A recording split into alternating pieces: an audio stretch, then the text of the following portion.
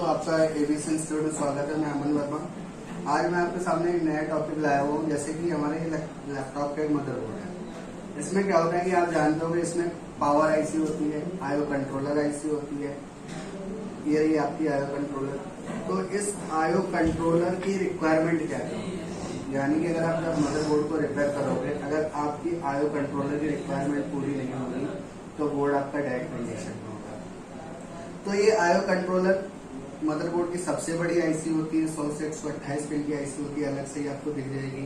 TNE, नवोटन, ITE, विनबॉर्ड, SMSC company की आती है, जो बोर्ड को ऑन कराने में हेल्प करती है, जिसको हम पावर आईसी भी बोलते हैं।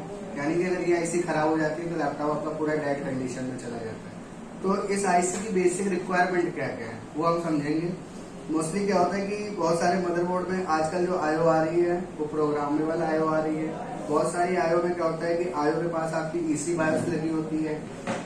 आप इस तरह से आइडेंटिफाई कर सकते हो प्रोग्रामेबल बायोस है, प्रोग्राम वाली है। तो उस कंडीशन में आप क्या करोगे, आपकी आईओ अगर खराब हो जाती है तो उसमें प्रोग्राम भी करना पड़ता है प्रोग्राम वाली आईओ में।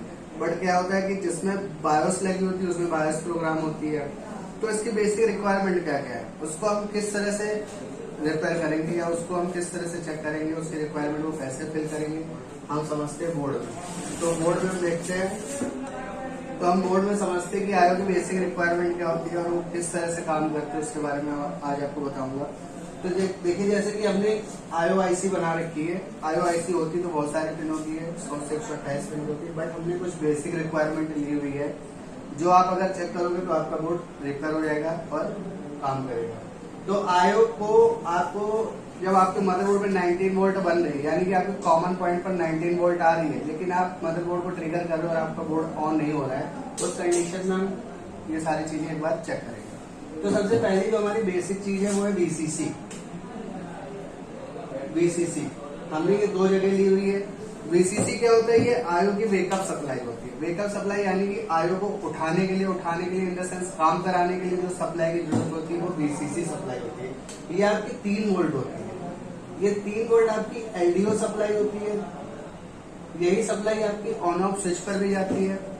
बायोस पे भी आपको यही 3 वोल्ट मिलेंगे और यही 3 वोल्ट आपकी VCC आईओ पर भी आएगी। यानी कि अगर हम बात करते हैं, आप आईओ पे जब VCC चेक करोगे तो आपको कम से कम 5 से 6 पिनों पर ये VCC सप्लाई मिलेगी। वो पिन कोई सी भी हो सकती है।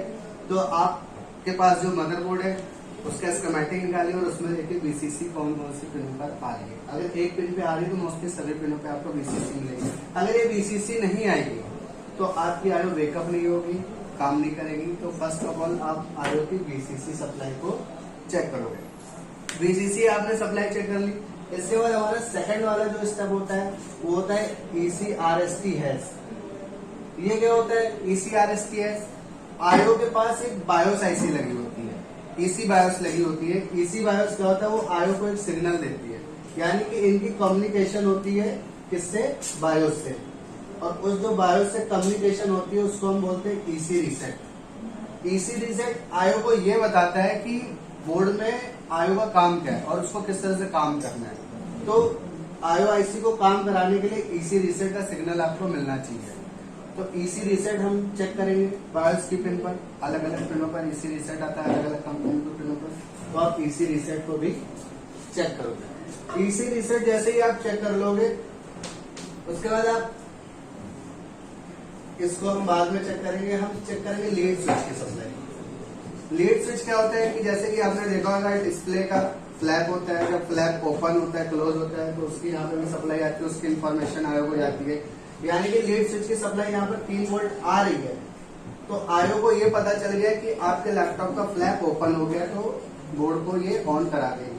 अगर ये लीड स्विच की सप्लाई नहीं आएगी तो आईओ को पता ही नहीं चलेगा कि लैपटॉप का फ्लैप ओपन हुआ है या नहीं ओपन हुआ है। तो ये लीड स्विच की सप्लाई मिलना बहुत जरूरी है। तो लीड स्विच की 3 वोल्ट सप्लाई आनी चाहिए।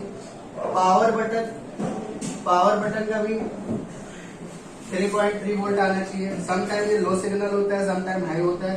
तो आप स्कीमेटिक में देखिए क्या है, लो सीक्वेंस है या हाई सीक्वेंस है, उस हिसाब से आपको ये पावर बटन का भी यहाँ पर सप्लाई चेक करना है, जो आपकी आईओ कंट्रोलर ऐसी की पिन पर मिलेगी। तो पावर बटन हमने चेक कर लिया। अब क्या होता है, जब आईओ की ये बेसिक रिक्वायरमेंट पूरी हो जाती है, यानी आयो को lead switch, power button, VCC, EC reset का सिग्नल मिल जाते हैं। उसके बाद क्या करता है आयो इन्हीं के बिहाफ पर एक सिग्नल निकालता है जिसको बोलते हैं आरएसएम रीसेट। आरएसएम रीसेट क्या होता है?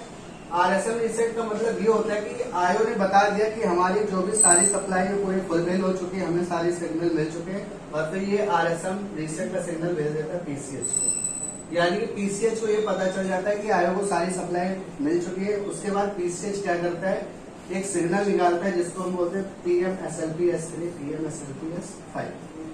ये सिग्नल क्या होता है? S3 आपकी जो होती है वो सस लेवल की सप्लाई होती है, जो रैम के फॉर्मेशन में हेल्प करती है, रैम की सप्लाई को इनेबल करती है। और जो SLP-S5 होता है 3 और 5 वोल्ट के रेगुलेटर को ऑन कराता है, या ईसी ऑन। ये आपके 3 और 5 वोल्ट के रेगुलेटर को ऑन कराएंगे। तो ये आयो की आपकी बेसिक रिक्वायरमेंट है जो पूरी फुलफिल होनी चाहिए। अगर ये रिक्वायरमेंट पूरी हो रही है और फिर भी आपकी आयो काम नहीं कर रही है, तो इन द सेंस कहीं ना कहीं किसी सिग्नल में ग्लीच है या कुछ है, तो उसको आप चेक कर सकते हो। अदरवाइज आप ये रिक्वायरमेंट चेक करोगे, आपकी आयो 100% वर्क करेगी।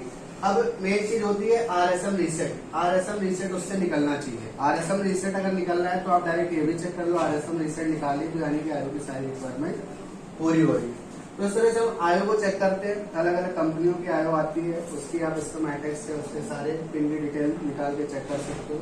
तो इस तरह से हम आयो आईसी को चेक करके बोर्ड को रिपेयर कर सकते हो।